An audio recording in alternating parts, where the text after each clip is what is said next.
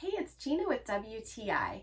If you love decorating with hexagons as much as I do, then you're gonna love this set of 15 from Price X's.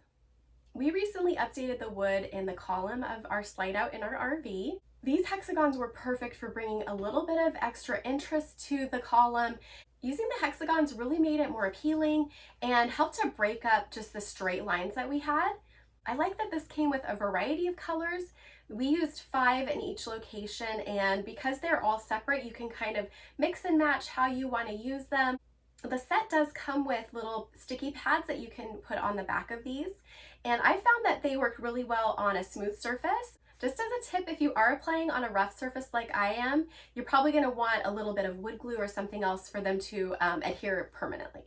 I like that the hexagons have a different look on each one of them, and of course you can turn them in different directions so that you can really mix and match the look up. These have been the perfect complement for updating the look in our column, and I'm just really pleased with it. And that's our point of view.